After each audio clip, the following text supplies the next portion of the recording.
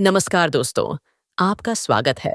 हमारे YouTube channel में कहानी को शुरू करने से पहले इस वीडियो को लाइक करके चैनल को सब्सक्राइब कर दीजिए ताकि आपको ऐसे ही कहानी मिल सके और कमेंट में अपने शहर या अपने गांव का नाम जरूर बताएं ताकि हमें भी पता चल सके हमारी स्टोरी कहां तक पहुंच रही है। तो चलिए शुरू करते हैं। अपने घर के शांत घेरे में मैं अपने कमरे में अकेली बैठी थी, अतीत की यादों से घिरी हुई, जिसे मैं भूलना चाहती थी। मेरा पति मुझे छोड़कर चला गया था, मुझे अकेलेपन और निराशा के सागर में छोड़ गया था। हर बीतते दिन के साथ उसके दिल का दर्द और भी गहरा होता गया, जो हर पल मुझे सताता रहा। एक रात जब मैं अपने बिस्तर पर लेटी थी, तो मेरे दिमाग में अपने पति के ख्यालों ने घर कर लिया। मैं करवटें बदलती रही, मुझे नींद में सुकून नहीं मिल रहा था। कमरे में भरा खालीपन मेरी आत्मा के खालीपन की प्रतिध्वनि कर रहा था। अचानक दरवाजे पर एक हल्की दस्तक ने मुझको चौंका दिया। मैं एक पल के लिए हिचकिचाई और फिर उठकर जवाब दिया। मुझे आश्चर्य हुआ कि मेरे सामने मेरा 19 वर्षीय भतीजा विक्रम खड़ा था। उसने हिचकिचाते हुए कहा, मौसी, मैं आपकी घोड़ी की सवारी करना चाहता हूं। मेरा दिल धड़क उठा और यादें ताजा हो गईं जब विक्रम मुझे घोड़ी पर सवारी करने के बारे में मजाक में चिढ़ाता था। मैं तब हंसती थी, लेकिन अब मैं खुद को उसके मासूम अनुरोध के प्रति आकर्षित पाती थी। और मेरा भतीजा कहने लगा, मौसी, आज तो मैं आपकी घोड़ी की सवारी करके ही रहूंगा। इतना कहते ही वह घोड़ी पर चढ़ने के लिए तैयार होने लगा। मैं भी उसे इस तरह से देखकर पूरी तरह बहक गई थी। फिर मैं भी जल्दी से भतीजा का हाथ पकड़कर अपने घोड़ी की सवारी करवाने लगी। वह पूरे जोश के साथ मेरी घोड़ी को, मेरा नाम अनीता हेमे, एक खूबसूरत युवती थी। मेरी आंखों में कई सारे सपने और दिल में उम्मीद थी। एक साधारण परिवार से होने के कारण मैं हमेशा अपने जीवन में प्यार और खुशी की चाहत रखती थी। मुझे नहीं पता था कि किस्मत ने मेरे लिए कुछ और ही सोच रखा था। यह बात उन दिनों की है जब मेरी शादी का दिन था, जब मैं अपने नए घर में कदम रखते हुए उत्साह और उम्मीद से भरी हुई थी। मेरी शादी कम उम्र में ही उसके माता पिता द्वारा चुने गए व्यक्ति से कर दी गई थी, ताकि उसे भविष्य में एक उज्जवल भविष्य की उम्मीद हो। हालांकि उसके बाद जो हुआ, उसने मेरे सारे सपने चकनाचूर कर दिए। अपनी शादी की रात मेरा पति मुझे अकेला छोड़कर सऊदी अरब चला गया और बिना कुछ कहे चला गया। सदमे और विश्वासघात ने मेरे दिल में खंजर की तरह छेद कर दिया, जिससे मैं टूट गई और एक अपरिचित दुनिया में खो गई। जैसे जैसे दिन महीनों में बदलते गए, मुझको अपनी स्थिति की कठोर वास्तविकता को स्वीकार करने में संघर्ष करना पड़ा। मुझे लगा कि जिस व्यक्ति को उसके साथ हर अच्छे बुरे समय में रहना चाहिए था, उसने उसे छोड़ दिया है। अस्वीकृति का दर्द मेरी आत्मा को कुतर रहा था और ऐसे घाव छोड़ गया था जिन्हें भरना असंभव लग रहा था। मेरे माँ बाप को भी यह रिश्ता अच्छा लगा था, क्योंकि लड़का अच्छा खासा कमाई कर रहा था। लड़के वालों ने मेरे माँ बाप से कोई भी मांग नहीं की थी। इसी वजह से मेरे माता पिता ने खुशी खुशी मेरी शादी विजय से कर दिया। मेरे पति मुझे विदा कराकर अपने घर ले आए। जब मैं अपने ससुराल आई, तो मेरे पति के अलावा और कोई नहीं था। जब मैं अपने पति के कमरे में गई, तो मेरे पति ने अपने कमरे को फूलों से सजाया हुआ था। आज की रात मेरे लिए बहुत ही खास थी, क्योंकि आज हमारी सुहागरात थी, जिसके लिए हर लड़की अपने पति का बेसब्र से इंतजार करती है। मैं भी एक लंबा सा घूंघट काट कर बैठी हूं और फिर आने वाली घड़ी के बारे में सोच रही थी। फिर थोड़ी ही देर के बाद मेरा पति कमरे में दाखिल हुआ। मेरे पति ने आते ही कमरे को अंदर से बंद कर दिया और फिर मेरे बहुत करीब आकर बैठ गए और वह बड़े ही प्यार से बातें करने लगा। शुरू शुरू में तो मुझे बहुत ही ज्यादा घबराहट हो रही थी, लेकिन धीरे धीरे मैं भी उनके साथ बात करते हुए फ्रेंडली हो चुकी थी। अब मुझे भी कोई शर्म नहीं आ रही थी। मेरे पति मेरा हाथ पकड़कर मुझसे अपने प्यार का इजहार करने लगा था। उनके छूते ही मेरे दिलों की धड़कनें बढ़ने लगी थीं। फिर वह लाइट बंद करते ही मुझ पर प्यार लुटाना शुरू कर दिया था। बहुत देर तक हम दोनों ऐसे ही प्यार करते रहे। फिर काफी देरी के बाद हम दोनों थक कर चूर हो गए, तो फिर दोनों एक दूसरे से अलग हो गए। कुछ देर के बाद मेरे पति मुझे बताने लगे कि वह कल सुबह ही काम के सिलसिले से सऊदी अरब चले जाएंगे, जिसे सुनकर मैं हक्का बक्का रह गई थी। मेरे पति कहने लगे कि उन्हें ऑफिस के काम से छुट्टी नहीं मिल पा रही है, इसीलिए उनके लिए यह नौकरी बहुत ही जरूरी है। वह कहने लगे कि मैं जल्दी ही वापस आ जाऊंगा, तुम निराश मत होना। लेकिन पति की बात को सुनते ही मैं पूरा उदास हो चुकी थी। भला कोई भी लड़की अपनी शादी के दूसरे दिन ही अपने पति को सऊदी अरब जाने की इजाजत कैसे दे सकती थी? उस वक्त मुझ में तो बिल्कुल भी हिम्मत नहीं थी। मैं पूरी तरह से उदास होकर बैठी हुई थी। मेरे पति मुझे मनाने की पूरी कोशिश कर रहे थे, लेकिन दिन भर की थकावट की वजह से मैं जल्द ही नींद की शादियों में गुम हो चुकी थी। सुबह जब मैं उठी तो मैंने देखा कि मेरे पति सऊदी जाने के लिए तैयार हो रहे थे। मैंने उन्हें रोकने की भी कोशिश की थी। मैंने कहा कि कुछ दिन बाद चले जाना, लेकिन उन्होंने कहा कि उन्हें बहुत जरूरी काम है और वह काम से छुट्टी नहीं ले सकता। वह कहने लगे कि तुम चिंता मत करो, मैं जल्द ही वापस आ जाऊंगा। मैं अभी नई नई दुल्हन बनकर इस घर में आई थी। इसी वजह से मैं ज्यादा इस बात पर बहस नहीं करना चाहती थी। फिर मैं भी मन उदास करके उन्हें खुशी खुशी जाने की अनुमति दे दी। कुछ देर के बाद मेरे पति मुझे छोड़कर सऊदी अरब के लिए निकल चुके थे। मैं यूं ही दरवाजे पर खड़ी होकर उन्हें देखती रह गई। पति की जुदाई ने मुझे अंदर तक तोड़ कर रख दिया था। अब मैं अकेली इस घर में रह गई थी। मैं यूं ही रोने लगी और फिर अपने कमरे में आकर लेट गई। पति के जाने के बाद मैं बहुत ज्यादा परेशान हो चुकी थी। मुझे अकेले इस घर में दम घुटने लगा था। ऐसा लगता था जैसे घर मुझे काट खाने को दौड़ रहा था। उस वक्त मेरे पास कोई चारा भी नहीं था। इसी वजह से मैं घर का कामकाज करना शुरू कर दिया था। मेरे पति का घर बहुत ही बड़ा था और साथ ही साथ घर के पीछे घोड़ा का एक अस्तबल बनाया हुआ था, जहां पर उन्होंने 5 घोड़े को पाल रखे थे। मुझे बचपन से ही जानवर से बहुत ही ज्यादा लगाव था। इसी वजह से मैं उस दिन घर का कामकाज खत्म करने के बाद घोड़े को खाना देने के लिए चली गई थी। उनमें से एक घोड़ा सफेद रंग का था, जो दिखने में बहुत ही ज्यादा सुंदर था। उसे देखकर मुझे उसके साथ बहुत ही ज्यादा लगाव हो चुका था। वह घोड़ी भी मेरी तरह इस घर में अकेली थी। घोड़े को खाना देने के बाद मैं वापस अपने कमरे में आ गई और अपने पति को फोन लगाने लगे। मेरे पति ने मुझसे बात की, लेकिन मैं तब भी बार बार उन्हें अपने पास आने की जिद करने लगी थी। फिर वह बार बार मुझे यही कह रहे थे कि तुम थोड़े दिन और इंतजार कर लो। कुछ दिन के बाद मेरा भतीजा हमारे घर में आकर रहेगा, क्योंकि यहाँ से आगे की पढ़ाई वह यहीं रहकर पूरी करेगा। हमारे घर से कुछ ही दूरी पर बहुत सारे अच्छे कॉलेज हैं। इसी वजह से वह यहाँ पर रहकर आगे की पढ़ाई को पूरी करेगा। फिर उसके वहां रहने से तुम्हारा भी मन लगा रहेगा। अपने पति के कहने के बाद मैं थोड़ा शांत हो गई थी। मुझे भी ऐसा ही लगा था कि कोई शायद इस घर में आकर रहेगा तो मेरा भी मन लग जाएगा। मैंने अपने पति के साथ कुछ देर प्यार भरी बातें की और उसके बाद हम दोनों ने फोन रख दिया। उसके बाद जैसे ही शाम का सूरज क्षितिज के नीचे डूबा, मैंने खुद को एक बार फिर अपने घर के कामों में डूबा हुआ पाया। रात का खाना पकाना और अपने घर के आसपास के विभिन्न कामों को निपटाना मेरे लिए दूसरी आदत बन गई थी। अपना खाना खत्म करने के बाद मैंने अस्तबल में टहलने का फैसला किया, जहां मेरा घोड़ा रहता था। अस्तबल में प्रवेश करते ही मुझे एक ऐसा नजारा देखने को मिला जिसने मुझे हमेशा मोहित किया। गहरी नीली आंखों वाला एक राजसी सफेद घोड़ी। उसके बारे में कुछ ऐसा था जो मुझे अपनी ओर खींचता था, कुछ ऐसा जो शब्दों या तर्क से परे था। उसकी निगाहों में एक ऐसी बुद्धि और समझ थी जो मेरी आत्मा को भेदती हुई लगती थी। हर बार जब मैं उसके पास जाती तो वह अपना सिर नीचे कर लेती, जैसे कि मेरी जैसे वह मेरे जज्बातों को समझ रही हो। कुछ ही देर के बाद वह सारे घोड़े सो चुके थे। फिर मैं दोबारा अपने कमरे में आ गई। मैं बहुत ज्यादा थक चुकी थी, जिसकी वजह से मैं गहरी नींद में चली गई।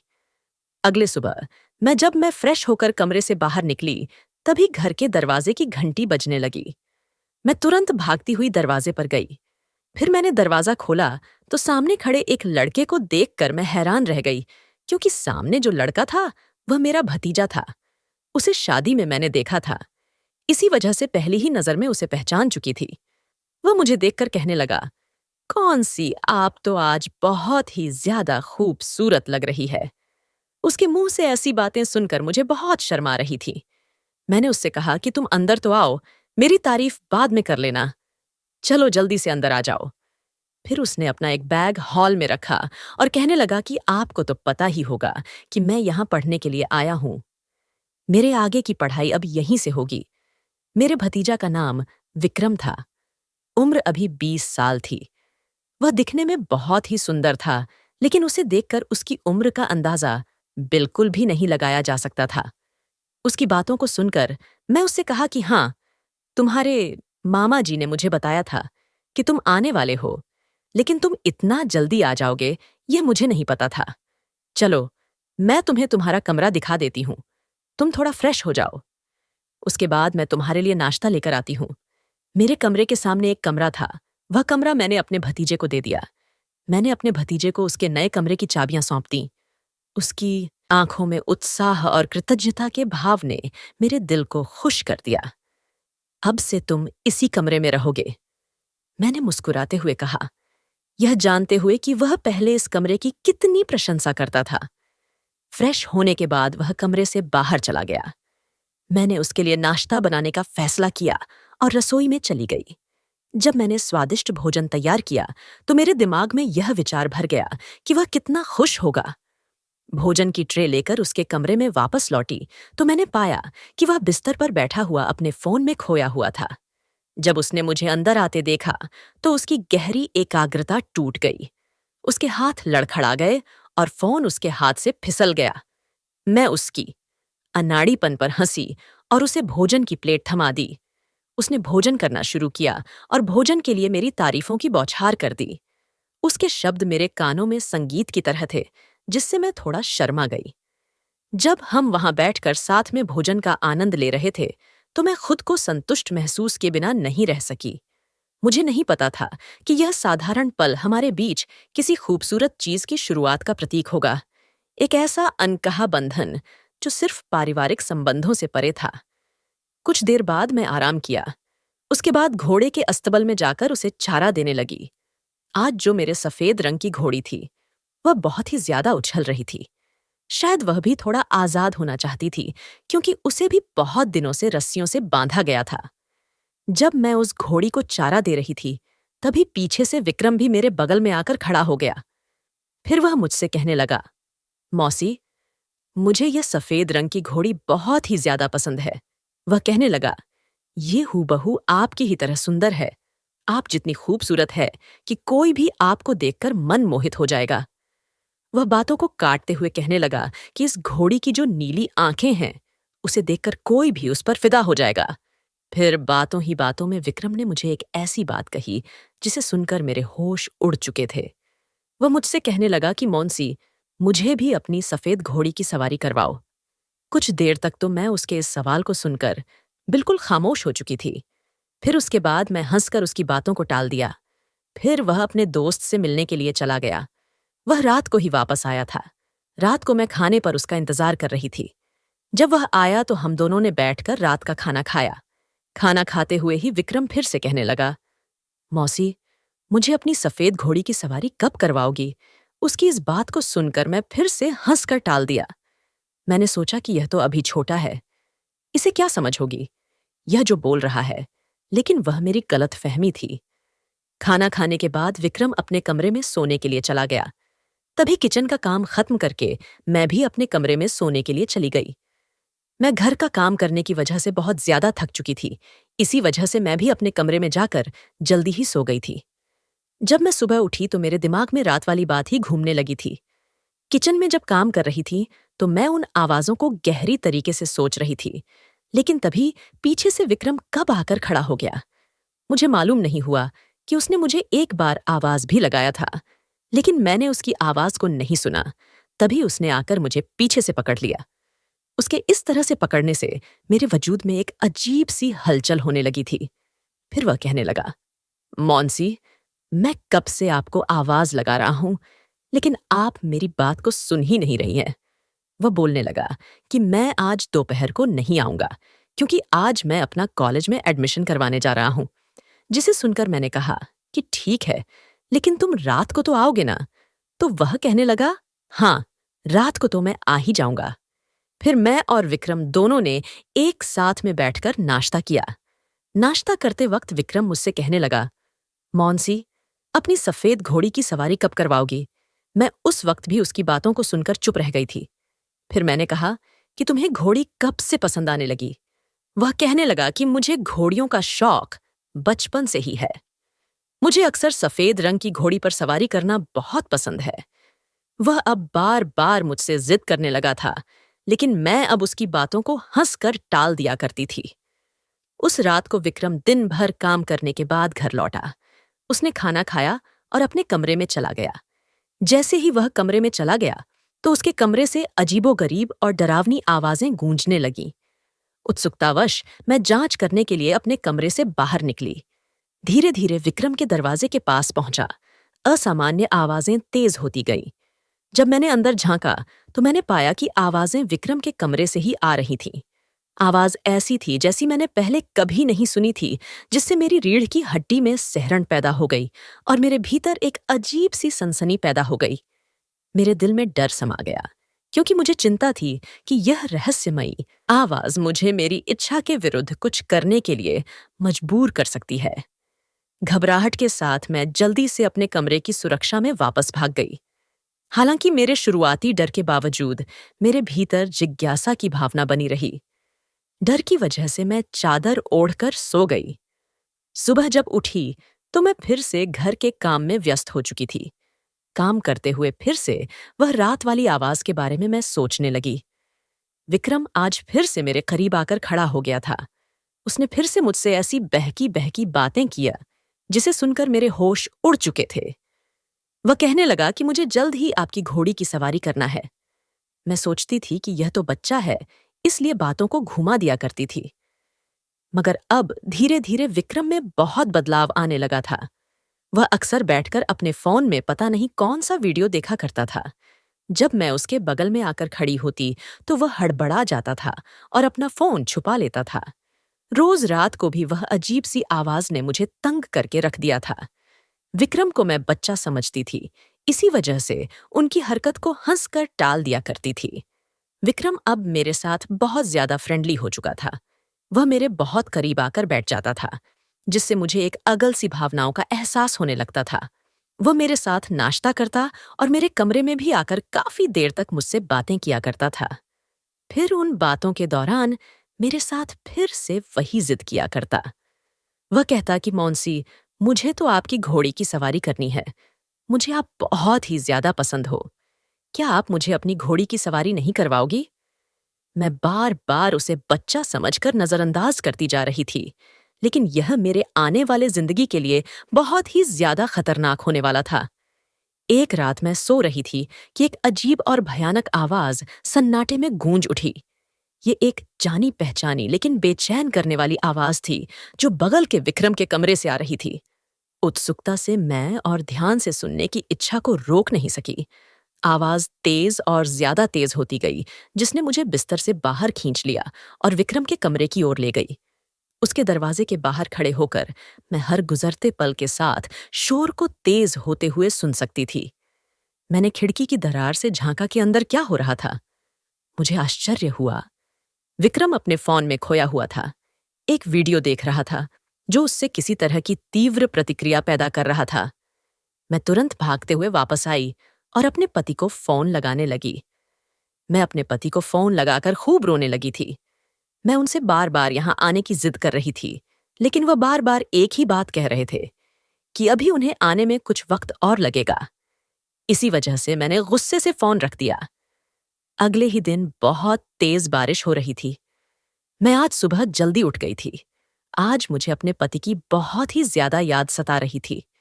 पूरी रात भर मैं बहुत ही ज्यादा परेशान थी। मैंने सोचा था कि मैं विक्रम के बारे में अब भी किसी को कुछ नहीं बताऊंगा। जब मेरे पति यहाँ आ जाएंगे, तब उन्हें अपनी आंखों से ये सारी हकीकत दिखाऊंगी, क्योंकि अगर मेरी बात पर विश्वास ना किया, तो शायद वह मुझे ही इस घर से बेघर न कर दे। विक्रम को भी यहाँ अच्छे से मन लग गया था। घोड़ी को भी अब विक्रम के साथ ज्यादा ही लगाव हो चुका था। ये सब मैं दूर से ही देख रही थी। तभी मैं सोचने लगी कि यह रोज रोज मुझसे जिद किया करता है कि उसे सफेद घोड़े की सवारी करनी है। कहीं वह इसी की बात तो नहीं कर रहा था? मैं कहीं मन ही मन में उसे गलत तो नहीं समझ बैठी थी।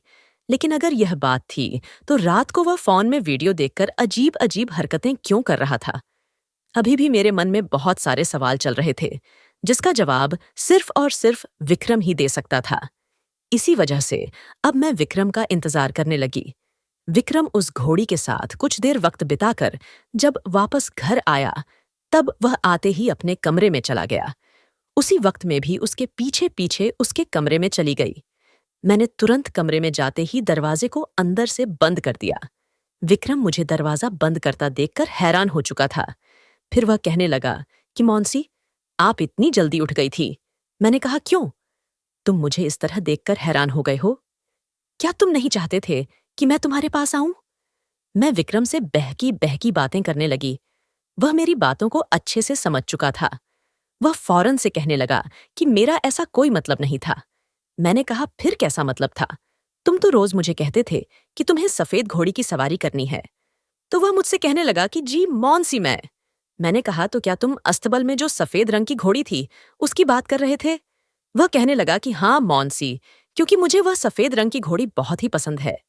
हमेशा से ही घोड़ों से लगाव रहा है, खासकर एक खूबसूरत सफेद घोड़े से, जिसने बचपन से ही मेरा दिल जीत लिया था। बड़े होते हुए मैं अपनी दादी के घर जाता था, जहां उसके पास कई घोड़े थे, और मैं उत्सुकता से उन पर सवार होकर विशाल ग्रामीण इलाकों में घूमता था। एक दुर्भाग्यपूर्ण दिन सफेद घोड़े पर सवार होते समय मैं गिर गया और मेरा पैर टूट गया। उस क्षण से मेरे परिवार वालों ने फिर से दुर्घटना के डर से घोड़ों के पास जाने से मना कर दिया। कि चेतावनियों के बावजूद मेरा इन राजस्व जीवों के प्रति प्रेम कभी कम नहीं हुआ। मैंने कहा कि फिर तुम कैसे उस घोड़े की सवारी कर रहे थे? वह घोड़ी भी तुम्हारी बात को अच्छे से समझ रही थी। वह कहने लगा, वह इस वजह से क्योंकि मैं रात को घोड़े को समझाने की वीडियो देखा करता था। उसकी सवारी कैसे करते हैं उसका तरीका भी समझ रहा था। जब मैं विक्रम के मुंह से यह सारी बातों को सुना तो मुझे अपनी गलती का एहसास होने लगा था। मुझे अपने आप पर बहुत ही शर्मिंदगी महसूस होने लगी थी। मैं उसे गलत समझ बैठी थी, लेकिन वह तो बहुत ही अच्छा लड़का था। उसे भी मेरी तरह जानवरों से बहुत ही मोहब्बत थी। मैं उसे गलत समझ बैठी थी। अगर एक बार मैं उससे इस बारे में बात कर लेती तो शायद सच का सामना पहले ही आ जाती। फिर हम दोनों ने बैठकर कुछ देर तक एक दूसरे से बातचीत करने लगे।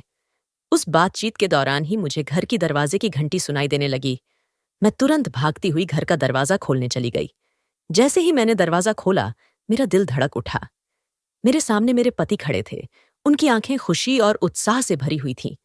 उन्होंने आज मुझे चौंका दिया था और मैं पूरी तरह से हैरान थी। उन्होंने कहा, तुम इतना आग्रह करती रही और मैं समझता हूं कि तुम्हारी नई नई शादी हुई है। शादी के दूसरे दिन एक महिला के लिए अपने पति से दूर रहना मुश्किल होगा। वह सिर्फ मेरे साथ रहने के लिए काम से जल्दी वापस आ गया था। मैं उसकी विचारशीलता से बहुत खुश थी। वह कहने लगे, अपना काम जल्दी से निपटाया है और सिर्फ तुम्हारे लिए घर वापस आया हूं। मैं अब यहीं से काम करना शुरू करूंगा। उसने मुस्कुराते हुए कहा। मैं उसके प्यार और देखभाल से अभिभूत थी। उस रात उसने मुझ पर पहले से कहीं यह बरसाया, जिससे मुझे लगा कि मैं उसे प्यार करती हूं। ऐसे ही पलों ने मुझे एहसास कराया कि मैं कितनी भाग्यशाली हूं कि उसे मेरे जीवन का साथी मिला है। और जब हम उस रात एक दूसरे को गले लगाए तो मुझे पता था कि हमारा प्यार हर गुजरते दिन के साथ और भी मजबूत होता जाएगा। वह सारी खुशियां मुझे मिल गई थीं जो एक पत्नी को अपने पति से चाहिए होती है। उस एक रात में मेरे पति ने मुझसे कई बार प्यार किया था, जिससे मैं पूरी तरह से खुश हो गई थी। मैं भी इस प्यार के लिए कब से तरस रही थी। आज जब मुझे इतना प्यार मिला था तो मेरी खुशी का ठिकाना नहीं था। दोस्तों, हर रिश्ते की अपनी सीमाएं हैं जिनका हर कीमत पर सम्मान किया जाना चाहिए, और जबकि समय घावों को भर सकता है। कुछ निशान इतने गहरे होते हैं कि कभी पूरी तरह से मिट नहीं सकते। दोस्तों, आपकी एक गलती आपके रिश्ते को बर्बाद कर सकती है। ये कहानी आपको कैसी लगी? हमें कमेंट में जरूर बताएं। यदि आपने अभी तक हमारा चैनल सब्सक्राइब नहीं किया है तो चैनल को सब्सक्राइब करके बेल आइकॉन को जरूर दबाएं। धन्यवाद।